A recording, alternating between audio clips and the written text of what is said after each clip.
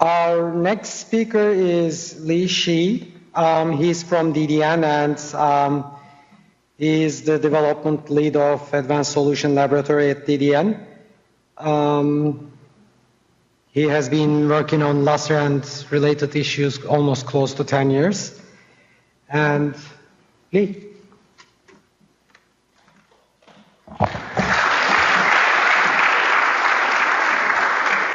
Hello everyone, I'm Li Shi, and today I'd like to share the work that the DDN has been working on. It is the policy engine.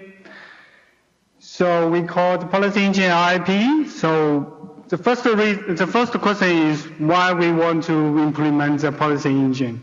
Well, the motivation is simple. We think that administrators don't have enough tools to do data management on Lustre. So, for example, myself, I write a lot of simple scripts to do data management from time to time, but I think that has obvious limitations because it is not easy to get good performance, and it is not easy to extract all of the Lustre attributes, which could be very useful for data management. And that's the motivation we want to implement a policy engine to solve at least part of the problems. And we implemented the LIPE policy engine in a way that it is optimized for Lustre. It will scan the LUG17 directly, so it can get very good performance, and it will understand Lustre very well because it is able to get almost all of the Lustre attributes from the disk. Well, some of the attributes are internal attributes of Lustre. For example, the stripe information, the HSM status, or link extended attributes, something like that. And we implemented the LIPE policy in a way that we think it should be very powerful and very flexible, so it can be used in a lot of use cases. So we think that LIPE could have some advantages because, well, first of all, it scans MDT directly. So this brings some advantage because the LIPE doesn't need to use extra server or storage for storing the metadata, and we don't need to duplicate the metadata for the LIPE, and we don't need to sync between Lustre metadata and the database or any other storage. And well, because usually the MDT are based on SSD, and the SSD is quick, so we usually can get quick scanning speed by scanning the MDT directly.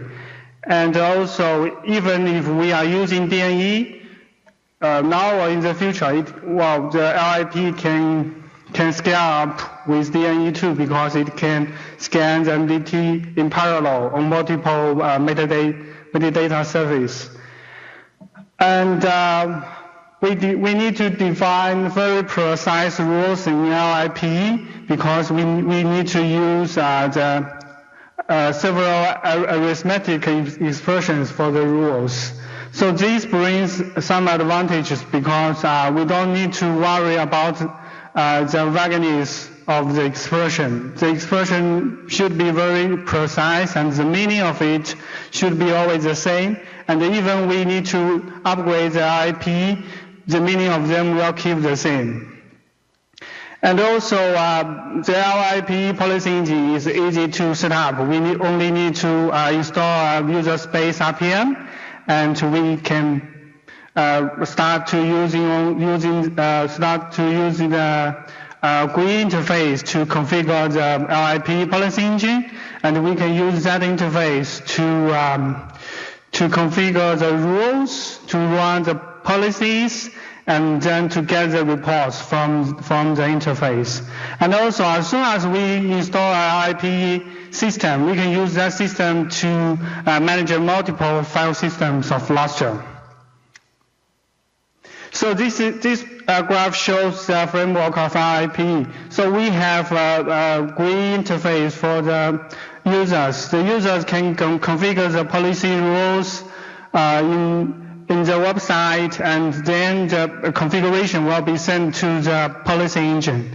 So the policy engine will use the configuration to scan the MDTs and even OSTs in parallel, and the matched files will be sent to the policy engine, and the policy engine will use several agents to handle the file lists.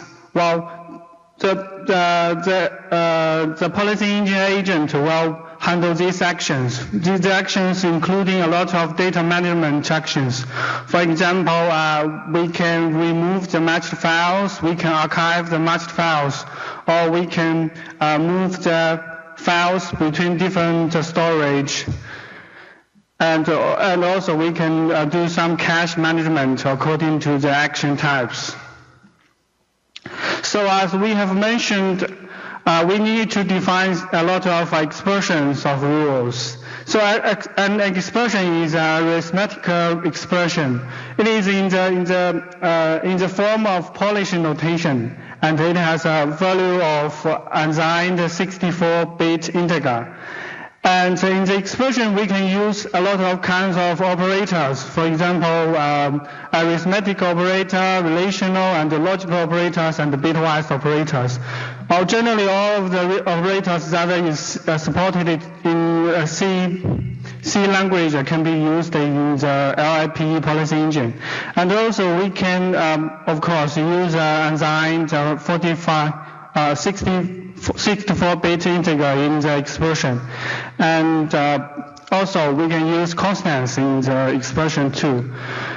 Another thing we can use the expression is the system attribute. An example of the system attribute is, for example, the data type, or the free unknown number of the system, or the free disk space of the file system.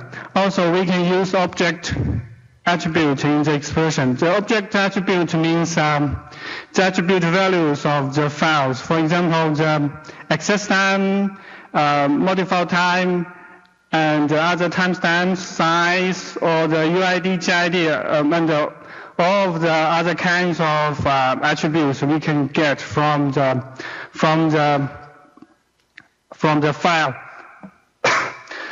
And another thing we can define in the expression is we can use the function. So a function is a special. It can do special things. For example, it can, for example, the f name. This action can match the entry name of the file to a regular expression. And another example is OST function. The OST function will will check whether the file locates on OST or not. If the file locates on that OST, then the value will be 1. If the file doesn't locate on that OST, the value will be 0. So on the bottom of this page, there is an example. So this example shows what expression is. And this expression means that that this inode should be a regular file, and at the same time, this file should have access time which is earlier than which is 1 earlier than the system time. Okay, so that's the meaning of this expression, and we need to define a lot of expressions like this. And in each rule, we can define one action for the rule. The simplest action would be the counter increase. Well, it will simply increase the counter. And other kinds of actions are remove the file, or archive the file, or restore the file, something like that. And we can also use other kinds of actions like set the project ID of the file, or run an ladvice action on the file. And as soon as we define multiple rules, we can group these rules into different groups for different purposes. For example, we can define a rule group to summarize the size distribution, and we can define another rule group to summarize the access time distribution. And also we can, for example, to define a rule group for the HSM actions. And this graph shows how the values are evaluated in LIPE policy engine.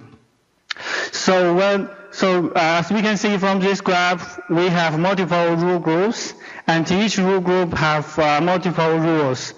If we match the first rule, then the other rules in the group will be skipped, because it is already been matched by the first rule. And if the first rule is not matched, then it will go on to the second rule. And if the second rule is matched, then the third rule will skip.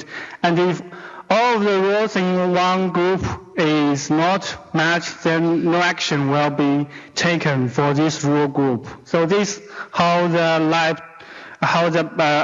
policy engine evaluates the rule groups.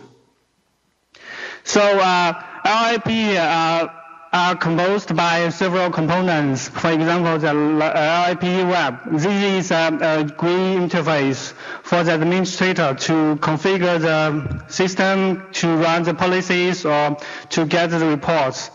And we have LIPE command. This command can scan the MDT and prints a lot of file lists for different rules. And we have a command LIPE file list handle, which will scan the matched file list and handle all of the actions for this file list. And also we have a LIPE launch command. Well, this command will do all of this process. I mean, it will scan the MDTs, it will apply the actions on the file list, and finally generate the reports according to the action results. And also we have agent manager, which will manage the HSM copy tool for the system. And we have other HSM tools to do other kind of tasks for the HSM management. So this is the GUI of LIPE. And on the left side is the navigation of it, and we can select in the navigation, and in the left side it will print the contents. So on the top of it we have a control table, and in the control table, if we press a button, we can edit the rules or the expression or the rule groups, and we can delete anything, or we can add anything, we can change the order of the arrays, and when we are changing the expression or other things in the graph in the website, the tool tips will be shown, and you can get some tips on how to configure it.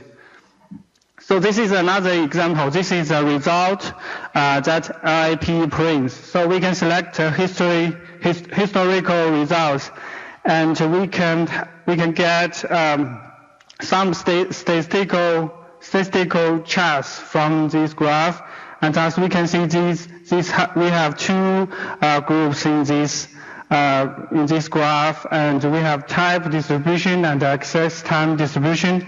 And in the access time distribution, we can find a pie chart which shows the access time distributions of all of the system.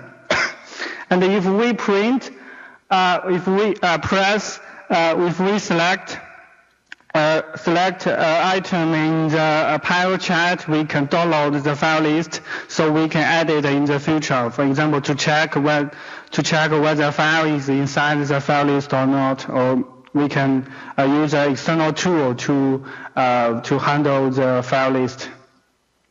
So of course we have got some problems when we are implementing the policy engine. The first problem is that the MDT doesn't have the file size saved on the disk. So that means if we define a rule, with the expression with the file size, we are not able to get the correct value or the desired value. And the solution is we can implement a file size on MDT. And well, there have been some discussion about this, and I think maybe we could implement a lazy file size on MDT, and that should be enough for the policy engine to use. And that means we don't need to sync the file size between OSTs and MDT all the time. We only need to update the file size. For example, when the file is closed or when the file size is out of sync for maybe 5 seconds. And this brings some advantage. First of all, we can avoid the cost of implementing a very strong guarantee file size.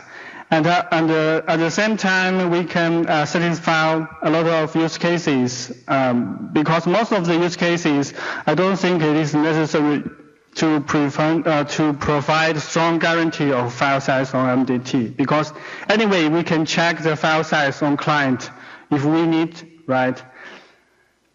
And another thing is that we currently don't have the policy of removing the archive on last unlink. Well, this means that as we know, if a file already have archived data on the HSM storage, when we are removing that file on Lustre, we need to remove the archived data, right?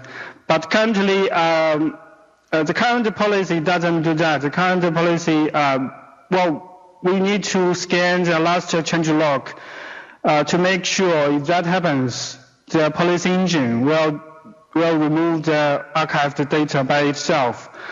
So that's why we implement some workarounds.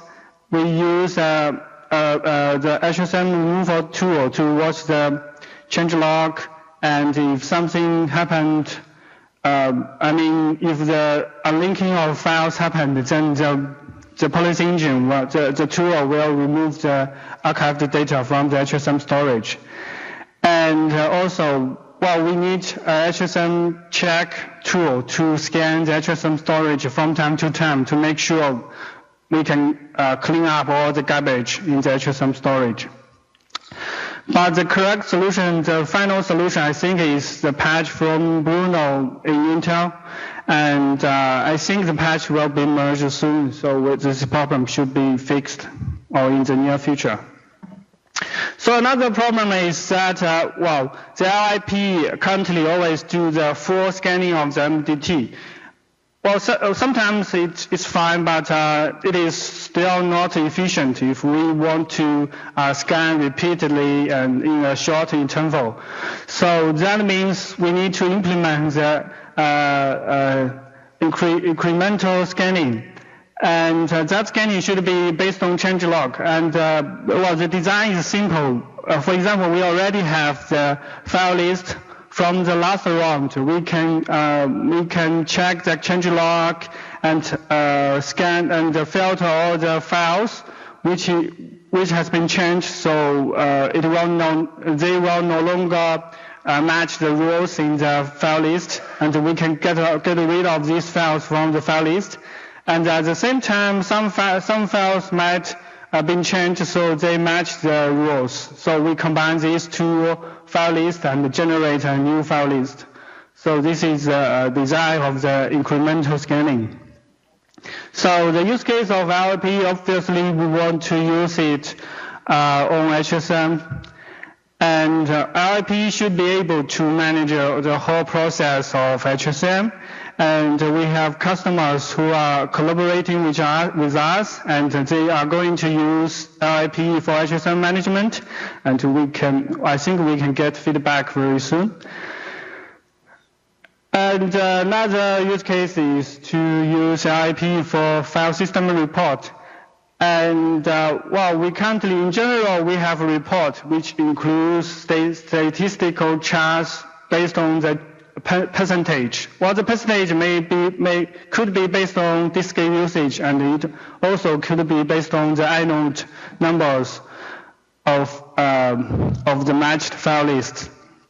And then at the same time, as we already know, we can download the file size from the website or from the server for further check. We can use other tools to check the file list and to take actions on these files. And also we can sort the file list according to the UID or GID or the files. Well, sometimes the customers wants to know the files with the largest file size, for example. So that's why we are going to implement that. And also we can provide a .docx format, I mean the Word format report for the results of the scanning. And well, in this way, the administrator only need to get a report, a summary report of what they really cares about. Okay, we did some benchmarks on the LIPE policy engine, and the test system is really simple. We use SSD for the MDT, and we scan the MDT to check the speed of the scanning. So if we can cache the metadata, all of them in the memory, then the speed is really good. It's 59 million inode per second, and the CPU is a limitation in this case. And if the memory is not large enough, we need to read from the SSD, and in that case we can get 1.8 million inodes per second, and obviously the bottleneck will be the disk speed. And but I think maybe on the production system we cannot, we might need to limit the scanning speed, because well, if the scanning speed is too quick, we need to avoid the scanning will impact the Lustre service. So that's we might need to do in the future also. So as Andreas has mentioned earlier today, I think Lustre has a lot of potentials on the data management field. So I think, well, maybe in the future we can use LIPE for other data management tools, other data management tasks. So that's why I think we have a lot of potentials. Well, of course, the first thing we want to implement is to add ZFS support, because, well, sometimes we have MDT with ZFS. And another thing we can do with LIPE is that we can combine it with LAdvice. LAdvice is a tool or API that we can give file access advice to the server. So if we combine LIPE with LAdvice, we can apply the policy and define policies for the LAdvice, and the policy engine will send the LAdvice automatically. So another thing is that we can combine LIPE with Loris. Well, Loris is a tool that DDN has been developing for the backup of MDT. As we have introduced, the scanning of LIPE could generate a lot of pressure to the MDS, and since the Loris has backed up the MDT to external storage, that means we don't need to scan the MDT. We can scan the backup directly, and that will reduce the pressure to the Lustre file system. And as far as we have tested, the scanning speed should be similar, should be almost the same to the results that we scanned directly on MDT. Also another potential is that we can combine LIPE with Ultra-C. Ultra-C is a cache level that we have developed for Lustre on the ST side. And of course, we can replace Ultra-C to other kinds of cache level, and we use LIPE to manage the cache preferred and the shrink of the cache level, right? And another potential is that we combine LIPE with file hit. File hit is a value that can reflect the access frequency of the data. And if we use LIPE to scan the scan the OST, we can get the file hit of the OST objects, and we can do data management according to the file hit. And also, another thing we want to do is to combine IP with a tool named MPI file utilities.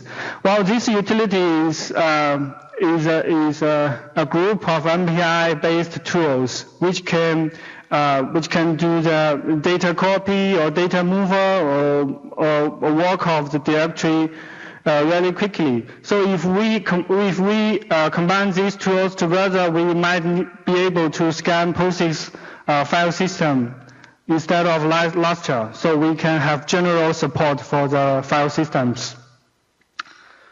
Okay, as a conclusion, we implement a new policy engine for Lustre. Well, we call it LIPE, and the LIPE can scan the MDT or SDs directly, so it requires no external storage. And as far as we have tested, LIPE has quick scanning speed. And of course, we hope that LIPE could have a lot of potential use cases in the future, including HSM. Okay, that's all. Thanks.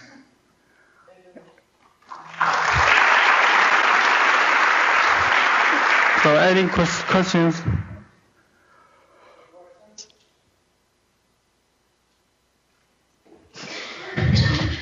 Is this open source? Well, if we are changing anything in Lustre, we'll of course push to the Lustre community. But I think, I think the company will require me to keep it internal for some time at least.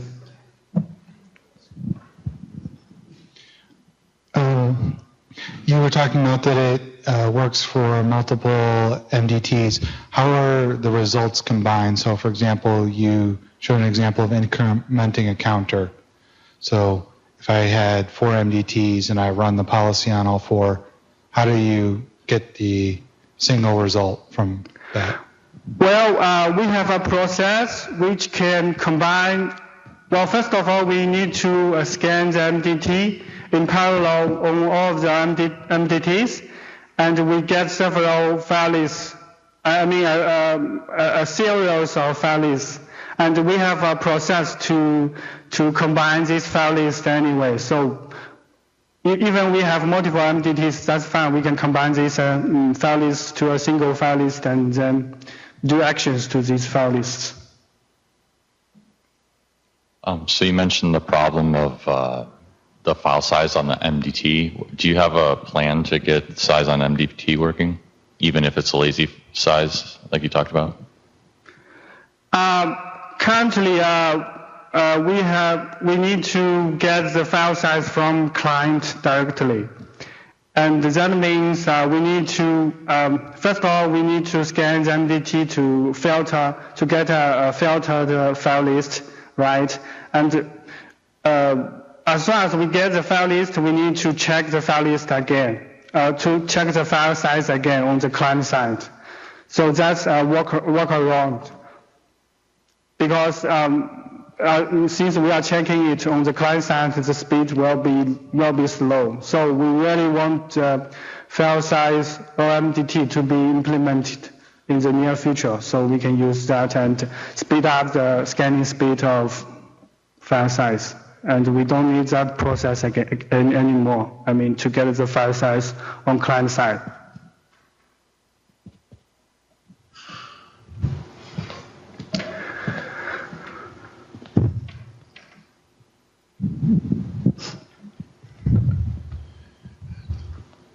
How many threads are you using to scan the MDTs, and what kind of load is that putting on them? Well, currently we are using, it's tunable. We can change the thread number according to the result. If we want to check the stress, it's just change the argument. That's fine. And currently we are using 8 stress by default, and we didn't check. Well, maybe if there are more CPUs and speed of the MDT is quicker, we may use more stress. But with 8 stress, that's pretty enough.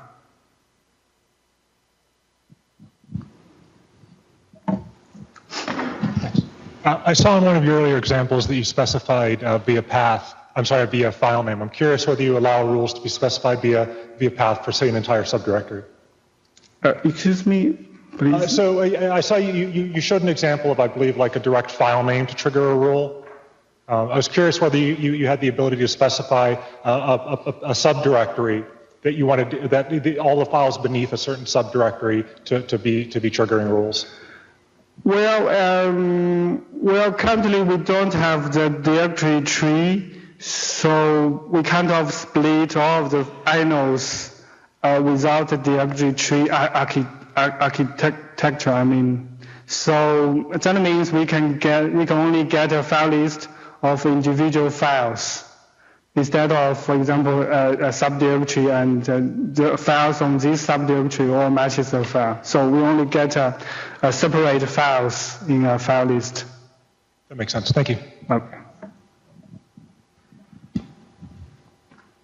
Any other questions?